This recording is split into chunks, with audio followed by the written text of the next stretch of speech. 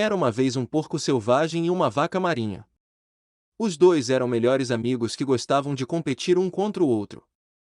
Um dia, a vaca marinha se machucou e não pôde mais correr, então o porco selvagem o carregou para o mar onde eles poderiam correr para sempre, um na terra e outro na água. Se você nasceu na comunidade de caçadores-coletores Aita nas Filipinas, você cresceu ouvindo esta história e, de fato, não importa onde você cresceu no mundo, a maioria de nós ouviu histórias que ecoaram sentimentos como este. Embora possam parecer meras fábulas na superfície, há muito a aprender com eles. Coisas como amizade, cooperação e igualdade. No passado, histórias como essas permeavam nossa cultura desde a infância até a velhice, mas o mundo mudou muito desde nossos dias de caçadores-coletores. As histórias que nos ensinam sobre nosso senso de comunidade agora se limitam a fábulas infantis e não circulam mais em nossa cultura à medida que envelhecemos. Enquanto no passado o trabalho de transmitir habilidades necessárias para a vida, história e informações era um esforço coletivo, hoje todo esse poder foi dado à mídia comercial. Nas palavras de George Gerber, a mídia comercial eclipsou a religião, a arte, as tradições orais e a família como o grande motor narrativo de nosso tempo, e quem conta as histórias da cultura passa a governar o comportamento humano. E é aí que reside o maior problema com a narrativa comercial.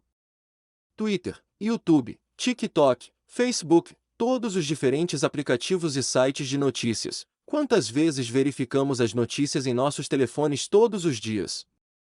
Antigamente demorava semanas, meses ou até anos para ouvir mais notícias do outro lado do mundo, mas hoje temos tudo ao nosso alcance. Guerras, motins, caos, escândalos, as notícias parecem inescapáveis. É como se estivéssemos presos em um rolo constante de informações negativas em todas as plataformas e de todos os meios de comunicação. Se você despir até as raízes, a mensagem por trás de tudo é sempre a mesma. Aquele que joga com nossas emoções e instila medo em nossos corações, alertando-nos contra um mundo cheio de pessoas que querem nos machucar, ideologias que ameaçam as nossas e eventos inesperados que devem nos manter em alerta máximo. Mas o mundo é realmente tão ruim quanto a mídia de massa quer que acreditemos? Ou estamos sofrendo de Mean-Old Syndrome? Na década de 1970, o Dr. George Gerber cunhou pela primeira vez o termo Mean-Old Syndrome, enquanto conduzia pesquisas sobre os efeitos do conteúdo relacionado à violência em nossa visão do mundo. Suas descobertas mostraram que uma dieta pesada de violência, seja através do entretenimento ou das notícias, pode levar a uma espécie de viés cognitivo que nos faz perceber o mundo como mais perigoso do que realmente é. O mais interessante na pesquisa de Gerber é que não importa se sabemos que o conteúdo que estamos consumindo é factual, como uma reportagem, ou fictício, como um filme, o efeito é o mesmo. Quando somos constantemente bombardeados com informações negativas, começamos a desenvolver uma visão de mundo altamente cética, desconfiada e pessimista. Como parte deste estudo, Gerber estimou que a criança americana média terá assistido a mais de 8.000 assassinatos na televisão antes dos 12 anos de idade. Considere o fato de que Gerber realizou sua pesquisa na década de 1970, quando a influência e o alcance da mídia eram substancialmente menores, e você pode imaginar o quão ruim deve ter ficado. Quantos assassinatos, reais e fictícios, você acha que uma criança teria lido, visto ou ouvido falar na mídia antes dos 12 anos? 8.000 ou 8 milhões? Se esse fosse o único problema com a mídia, talvez não fosse tão horrível. Afinal, se coisas ruins estão acontecendo, elas precisam ser denunciadas, certo? Bem, sim, mas Gerber disse algo ao testemunhar perante um subcomitê do Congresso dos Estados Unidos em 1981 que irá causar arrepios na espinha. Pessoas medrosas são mais dependentes, mais facilmente manipuladas e controladas, mais suscetíveis a medidas enganosamente simples, fortes, duras e rígidas. Será que a mídia foi projetada para dar às pessoas as piores notícias para incutir medo em nós, para que possamos ser mais facilmente controlados pelos poderes constituídos? Esse ponto se torna ainda mais plausível quando se considera o fato de que 90% da mídia nos Estados Unidos é controlada por apenas 6 corporações. Isso significa que cerca de 232 executivos de mídia estão dando as ordens na grande maioria das notícias apresentadas aos americanos, que são repassadas para todo o mundo. Digamos que a situação não seja tão sinistra assim e não estejamos sendo subversivamente controlados por alguns gênios do crime. No mínimo, CNN, Fox e todos os outros veículos querem uma coisa: nossa atenção, e alguns deles farão de tudo para obtê-la. As pessoas são mais propensas a prestar atenção e lembrar-se de aspectos negativos. Os meios de comunicação sabem disso, e é por isso que você encontrará mais notícias negativas do que positivas em seus feeds. É polarizador, envolvente e nos mantém grudados em nossas telas, o que, por sua vez, resulta em mais receita para os anunciantes que estão literalmente pagando por nossa atenção.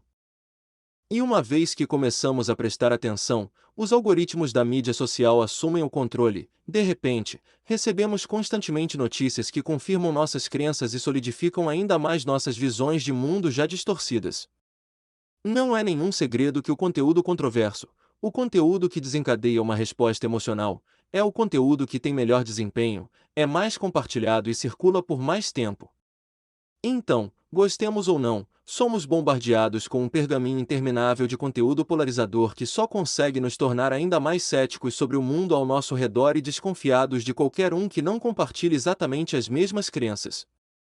Esse tipo de reportagem e as histórias que propagamos em nossa sociedade acabam nos dividindo em vez de nos unir como faziam as histórias de antigamente. A triste realidade é que, esteja o mundo piorando ou não, a mídia quase sempre nos fará pensar que sim, simplesmente porque é bom para os negócios. A verdade, que deveria ser uma representação imparcial dos fatos, não está mais no centro das reportagens. As histórias se tornaram muito mais importantes, e as histórias que provocam emoções negativas geralmente recebem mais atenção, reações e receita publicitária. Como resultado, os problemas constantemente retratados em filmes, meios de comunicação e nas mídias sociais são implacavelmente exagerados a ponto de sentirmos que é impossível fazer algo a respeito. O pior é que essa exposição constante a informações negativas implacavelmente impostas a nós por esses algoritmos obsessivos pode confundir o cérebro de tal forma que se torna quase impossível diferenciar entre fato emocionante e ficção emocionante. Um estudo conduzido por 3 estudiosos do MIT em 2018 descobriu que notícias falsas se espalham no Twitter substancialmente mais rápido, mais longe e mais profundamente do que a verdade. A pesquisa também descobriu que essa desinformação não foi espalhada por bots, mas por usuários humanos reais, como você e eu, retweetando. Assim como esses algoritmos, nossos cérebros reconhecem que a informação mais polarizadora, seja verdadeira ou não, é a informação que se tornará viral e provocará a resposta mais emocional do público. E assim, clicamos em compartilhar ou citar na esperança de obter aquele tweet viral, sem primeiro verificar se as informações que estamos espalhando são precisas. Outra razão pela qual parece que o mundo é substancialmente pior do que o que vemos à nossa frente é que as notícias falam sobre coisas que aconteceram e não coisas que não aconteceram. Não ouvimos falar de guerras que nunca começaram devido a negociações de paz bem-sucedidas ou tiroteios que foram evitados por meio de policiamento adequado. Mal ouvimos quando as taxas de desemprego caem e quando a economia está passando por uma melhora. Porque, novamente, não é tão emocionante quanto as más notícias. Infelizmente, enquanto coisas terríveis continuarem acontecendo na face deste planeta, sempre haverá relatórios negativos suficientes para preencher as notícias, especialmente com os smartphones que agora permitem que as pessoas se tornem repórteres amadores e investigadores criminais. A síndrome do mundo mesquinho fala diretamente com nossos medos mais inatos, que então acionam nosso instinto de luta ou fuga. Quando assistimos a um repórter cobrindo uma zona de guerra, um tiroteio em uma área residencial ou uma ameaça terrorista, nosso corpo naturalmente é inundado com hormônios e produtos químicos projetados para nos manter em alerta máximo para nos salvar do mundo cruel e mau. Embora essas características de sobrevivência fossem essenciais em nossos dias de caçadores-coletores, hoje tudo o que elas conseguem fazer é causar ansiedade, estresse e até trauma. Mas o mundo não é tão ruim quanto pensamos, apenas as histórias são. É por isso que, para combater a síndrome do mundo mau, Temos que retomar o controle de como estamos pensando, sentindo e reagindo ao fluxo constante de notícias negativas ou violentas que estão sendo retratadas ao nosso redor. A verdade é que o mundo hoje está muito melhor do que nunca. Não me interpretem mal, a humanidade está longe de ser perfeita. Ainda existem conflitos em muitos lugares ao redor do mundo, questões de direitos humanos que precisamos enfrentar, problemas de mudança climática que precisamos resolver.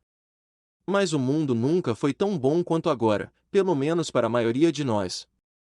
Os avanços na saúde e na tecnologia aumentaram nossa expectativa de vida, diminuíram as taxas de moralidade e melhoraram nossos padrões de vida. Não testemunhamos nenhuma guerra mundial por décadas, nos tornamos mais tolerantes uns com os outros e aceitamos mais nossas diferenças. A violência tem diminuído constantemente desde 1946, houve menos mortes por fome na última década do que em qualquer outro momento da história da humanidade, e a pobreza extrema vem diminuindo literalmente a cada segundo. Sim, enfrentamos duras realidades em escala pessoal e global todos os dias, mas quando a tragédia, o crime e a guerra são apresentados como a norma e não como exceções, é natural que sintamos raiva e medo. Temos que escolher nossas fontes de informação com cuidado e não deixar que os algoritmos obsessivos das mídias sociais dominem nossa percepção do mundo. Temos que estar conscientes de nossa abordagem de notícias e entretenimento e desafiar a maneira como pensamos. Da próxima vez que você estiver navegando pelo seu feed e encontrar uma notícia perturbadora, pergunte-se: isso é fato ou ficção?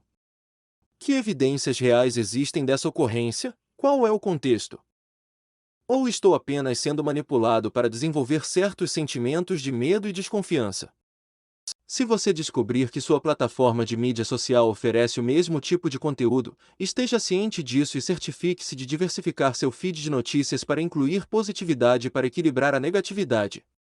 No final das contas, somos uma espécie de contador de histórias, e se aprendemos alguma coisa com nossa história, é que a narrativa que compartilhamos uns com os outros é a coisa mais importante.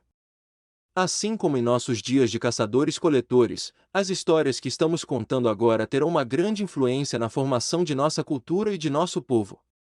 Talvez seja a hora de voltarmos a contar histórias como o porco selvagem e a vaca marinha.